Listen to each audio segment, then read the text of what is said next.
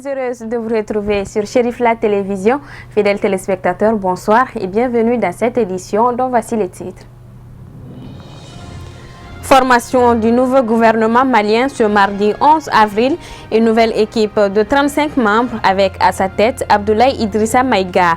Quel est l'avis des syndicalistes maliens? La réponse au cours de cette édition.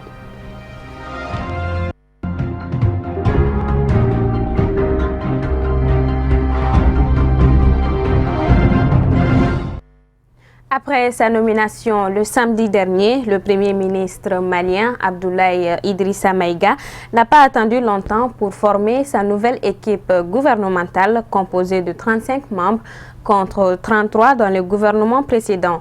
Dès la publication officielle de la liste ce mardi 11 avril, beaucoup de voix s'élèvent pour dénoncer l'effectif pléthorique de ce nouveau gouvernement qui enregistre 10 nouvelles entrées. Plus de détails avec Amadou Diara.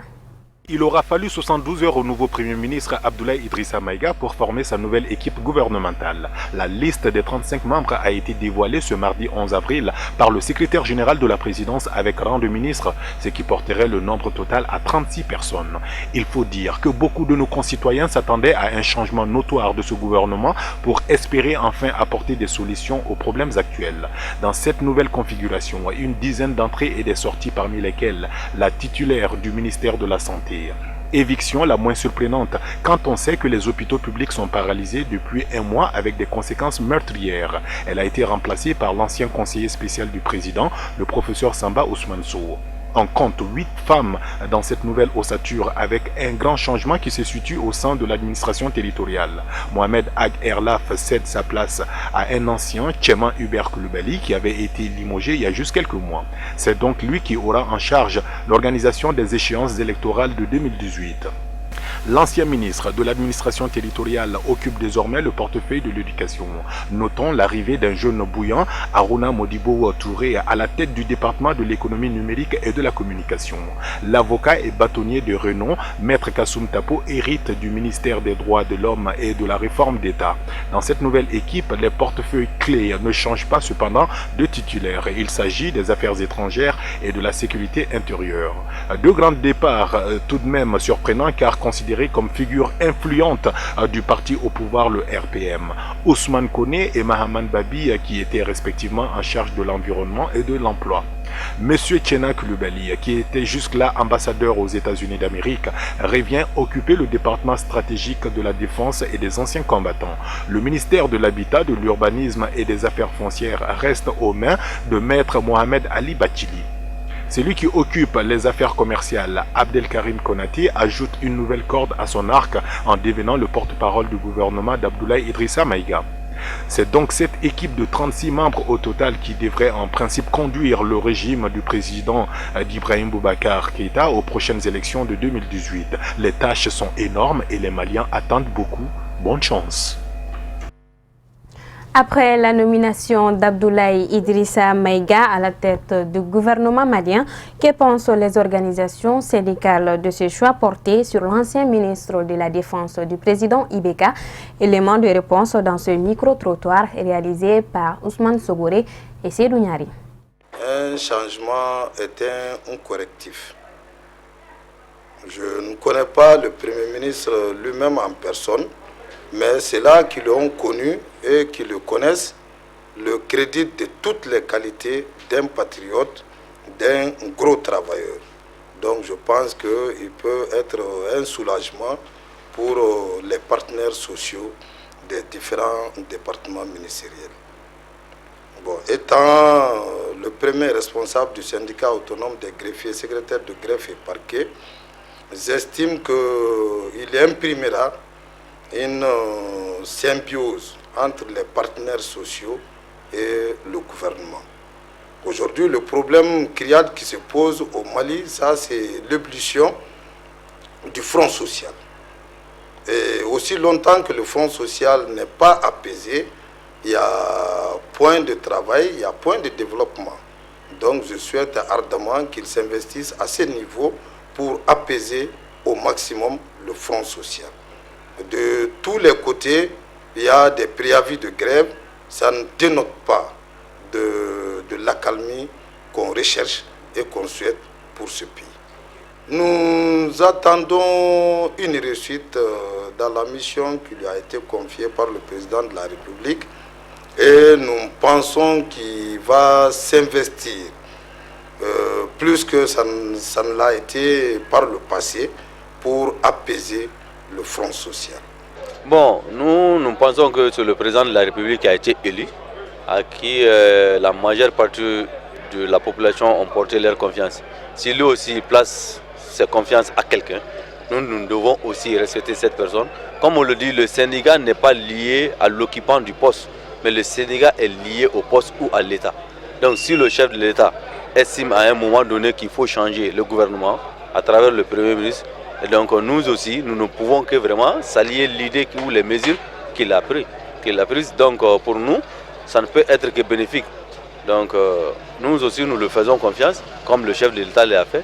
Pour nous, il est là pour travailler pour le pays et l'essentiel sera vraiment dirigé vers l'évolution des choses qui l'attendent. Bon, ce que nous attendons de lui, ça c'est d'abord en premier lieu, ça c'est le respect et la considération. Comme je le dis, son prédécesseur nous a reçus qu'une seule fois pendant des années de gouvernance. Donc lui, à peine nommé il y a quelques jours, il a reçu vraiment l'UNTM. Moi je pense que ça c'est une marque de considération déjà. Et si jamais il continue sur cette lancée, je pense qu'il y a beaucoup de problèmes qui seront résolus d'ici au bout d'un mois. Nous l'espérons beaucoup. Nous fondons beaucoup d'espoir sur ça, mais à condition que ça ne soit pas nous demander une trêve pour rien. Parce que nous avons quand même fait plus d'un mois de grève. Nous demander de sortir comme ça de cette grève va énormément nous poser des problèmes aux dirigeants syndicaux. Nous attendons vraiment un dialogue franc mais sincère. Un dialogue franc suppose que les partis se rencontrent et comme on le dit couramment en Bambara, l'un avance quelque chose de l'autre aussi et réduit ses intentions. Et dans ce dialogue franc, nous pensons que toute solution est possible. Actuellement, à Bamako, le marché est inondé par des produits casse. La majeure partie de ces produits provient de l'extérieur et sont le plus souvent moins chers. Les acteurs de ce marché se frottent bien les mains et rencontrent aussi très souvent des difficultés dues au transport. Amadou Kamara et Sidou Nyari. Je fais ce métier parce que ça me plaît beaucoup et c'est beaucoup rentable aussi. Aujourd'hui, beaucoup de Maliens préfèrent ces produits casse plus que les produits originaux, car c'est moins coûteux et c'est encore plus garanti. Par exemple, on peut trouver un poste téléviseur, un frigo, un matelas ou un climatiseur à un prix abordable. Tout le monde ne peut pas se procurer d'un produit original tout neuf. Donc ces cases sont la bienvenue pour les moins nantis. Moi, j'exerce ce genre de commerce depuis plus de 5 ans maintenant, car c'est un bon marché. Je vends à tout le monde, à n'importe quel prix, et c'est vraiment bien. Nous vendons à tout le monde. Il y a même des gens qui viennent souvent acheter et aller les revendre à leur tour aussi. À ceci, nous leur accordons des marges pour qu'ils puissent aussi se frotter les mains, car c'est ça aussi le commerce. Vous savez, les produits casse sont très bons, plus que les produits neufs, car la plupart de ces produits sont des produits chinois. Nous rencontrons beaucoup de difficultés dans le transport, car le dédouanement coûte très cher. Si l'État malien pouvait nous faciliter un peu à notre tour, aussi nous pouvons faire beaucoup de facilités aux clients. C'est-à-dire le dédouanement maintenant au niveau de la casse, on ne comprend rien pour le moment. Le dédouanement, surtout le problème des 20 pieds, et 40 pieds maintenant, ils sont en train d'augmenter. Augmenter les gens qui sont en train de prix au dehors de l'autre pays, amener au Mali, pour les clients qui sont là pour avoir les besoins personnels, mais le prix on ne peut pas comprendre. Surtout au problème des matelas.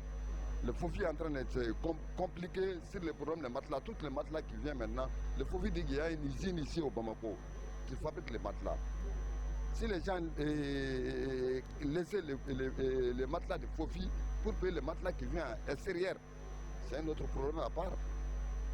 Le dédouanement, il va essayer de baiser sur les machins pour que les gens qui sont ailleurs, qui sont en train d'amener, pour donner le courage à eux, Si on dit matelas Fofi maintenant payé à 100 000 francs, les matelas cassent, ça vient de stock. Il y a des trucs qui viennent de stock.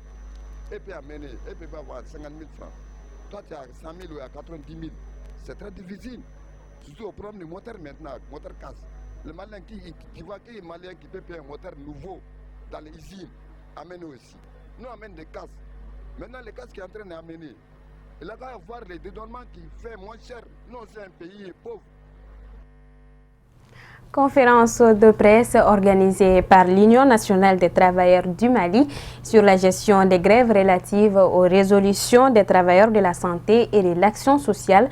C'était ce mercredi à la Bourse de travail de Bamako en présence de plusieurs organisations syndicales.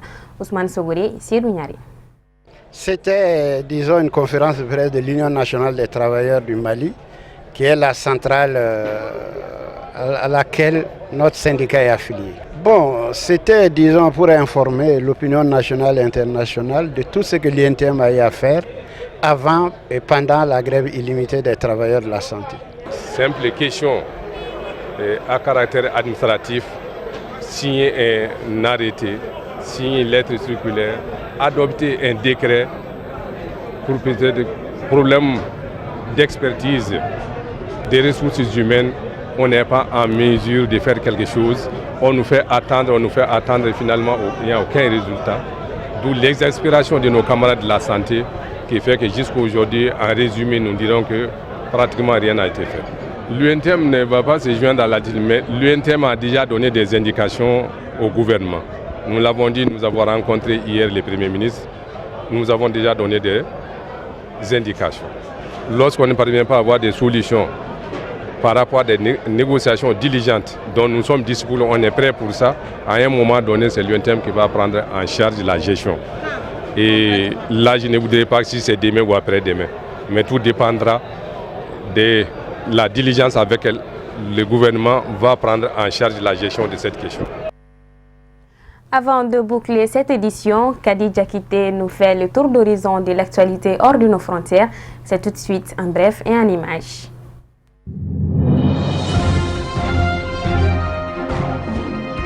Nous allons mettre tout en œuvre pour mobiliser les ressources financières internes en vue de financer les élections, a déclaré à Kinshasa le nouveau Premier ministre congolais. Bruno Tshibala compte financer les élections pour désigner le successeur du président Joseph Kabila avec des ressources internes. Ces élections sont considérées comme la priorité des priorités de son gouvernement. Dans une adresse à la nation devant le Congrès, il y a une semaine, le président congolais Joseph Kabila avait déclaré que les élections auront bel et bien lieu, excluant toute possibilité d'ingérence étrangère dans le pilotage et le déroulement du processus.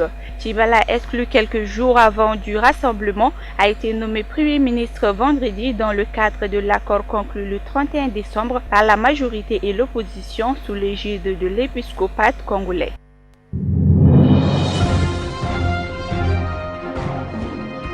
L'Organisation internationale pour les migrations a dénoncé mardi l'existence de véritables marchés d'esclaves en Libye où les migrants sont vendus entre 200 et 500 $ afin d'être utilisés pour les travaux. Certains s'échappent, d'autres sont maintenus en servitude. Dans un communiqué, l'OIM, une agence liée au système des Nations Unies, explique que son personnel en Libye et au Niger a pu recueillir des récits choquants de migrants qui ont décrit l'existence de marchés d'esclaves dans lesquels des centaines d'hommes et de femmes sont vendus. Ces personnes sont notamment vendues sur des places publiques ou dans des garages assis par terre. D'après les témoignages recueillis par l'OIM, les femmes deviennent des esclaves sexuels. La situation est désastreuse. Les migrants qui tombent dans les mains des trafiquants sont confrontés à la malnutrition systématique, aux abus sexuels et même au meurtre.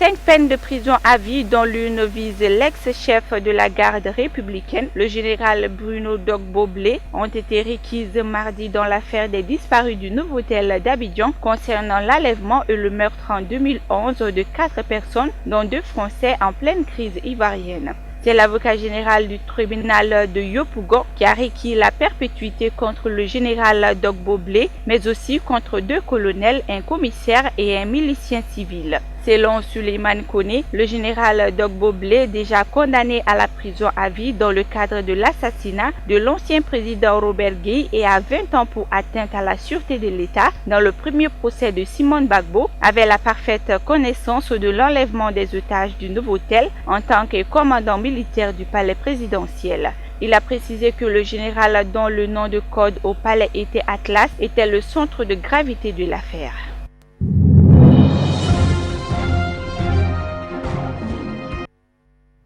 Point final à cette édition. Merci de l'avoir suivi. Le programme continue sur Cherifila Télévision. Prochain rendez-vous demain à 19h.